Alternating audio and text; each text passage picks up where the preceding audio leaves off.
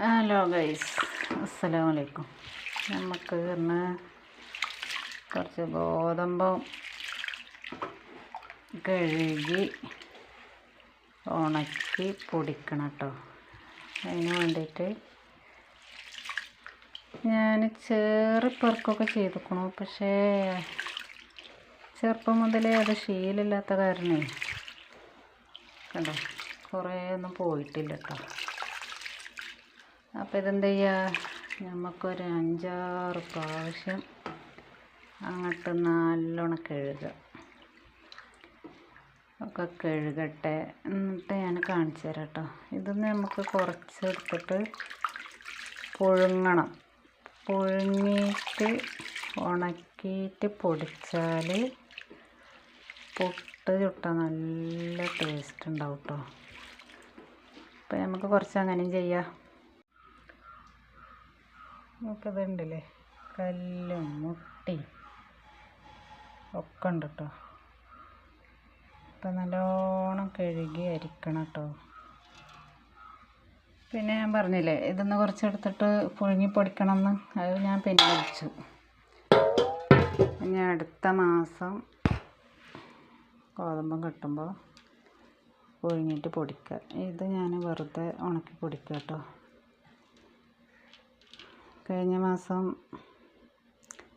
ഈ മാസം ഗോതമ്പ് പൊടി കിട്ടിയിട്ടില്ല കേട്ടോ. അപ്പോൾ അതിന് പകരമായിട്ട് കിട്ടിയതാണ് ഈ ഗോതമ്പ്.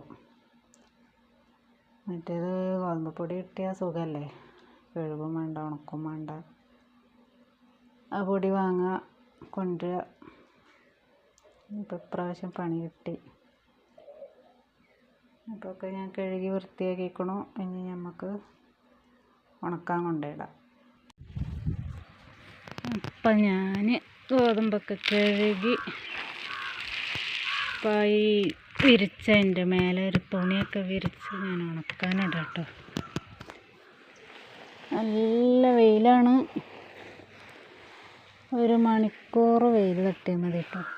ഒക്കെ ഉണങ്ങി പപ്പട പരുവാവും.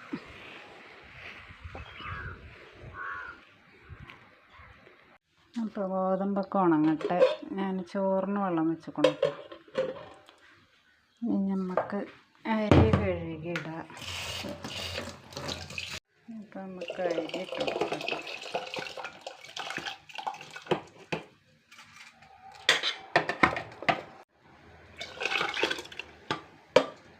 അപ്പം നമുക്കേ ഒരു പറങ്കി മാങ്ങ കിട്ടിയിട്ടുണ്ട് കേട്ടോ. പറങ്കി മാങ്ങ എന്ന് തന്നെയല്ലേ ഇതിന് പറയാം എല്ലാവരും. അപ്പോൾ അയൽവക്കത്തെ കുട്ടികളെ വേണമെന്ന് ചോദിച്ചപ്പോൾ ഞാൻ വേണ്ടാന്ന് പറഞ്ഞില്ല കേട്ടോ. മടി കൂടാതെ വേണമെന്ന് പറഞ്ഞു. അപ്പോൾ അതൊക്കെ നുറുക്കി ഉപ്പും മുളകൊക്കെ ഇട്ട് നമുക്കൊന്ന് കഴിച്ച് നോക്കാം. ചെറുപ്പത്തിൽ ഇതൊക്കെ ഇഷ്ടംപോലെ കഴിച്ചതാട്ടോ.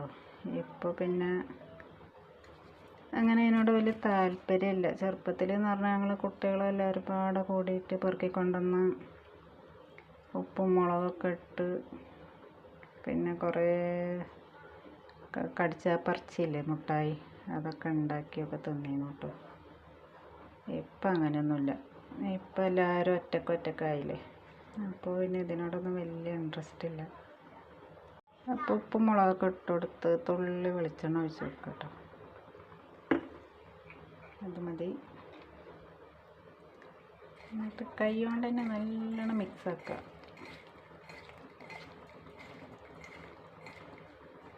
എന്നിട്ടൊന്ന് കഴിച്ച് നോക്കിയാലോ നമുക്ക്.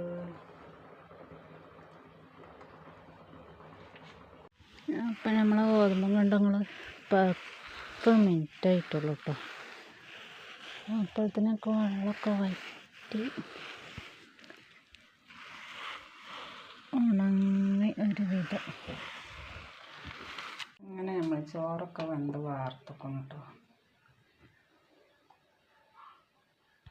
അപ്പം ഞാൻ 3-4 മീനും കൂടി പൊരിച്ചെടുത്തിട്ടുണ്ട് കേട്ടോ. അപ്പോൾ നമ്മൾ ഗോതമ്പൊക്കെ നല്ലോണം ഉണങ്ങിയിട്ടുണ്ട്. ഞാൻ എടുത്തുകൊടുന്നിട്ടൊന്നുമില്ല, വെയിലത്ത് തന്നെയാണ്. അപ്പോൾ വെയിലിൻ്റെ ഒരു ശക്തി അച്ചാറ്, മീൻ പൊരിച്ചത്, സാമ്പാർ ഞാൻ രാവിലെ വെച്ചിരുന്നു കേട്ടോ കടിക്ക്. അപ്പോൾ ചോറുന്നട്ടെ.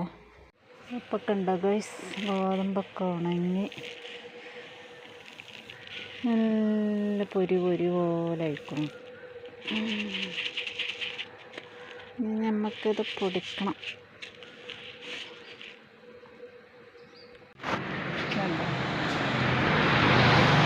എൻ്റെ കൂട്ടുകാരിയുടെ കടയാണ് ഇട്ടത്. ഇപ്പം നമ്മളന്ന് ഉണക്കി വെച്ചിരുന്നില്ലേ ഗോതമ്പം, അത് പൊടിക്കാൻ വേണ്ടി വന്നിക്കാണ് കേട്ടോ. കുടുംബശ്രീക്ക് വന്നപ്പോൾ അങ്ങനെ അവിടെ കൊടുക്കാമെന്ന് വിചാരിച്ചിട്ട് വന്നതാണ്.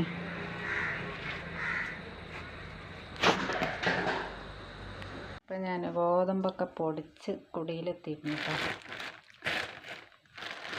അപ്പോൾ ഇത്രയൊക്കെ ഉള്ളൂ.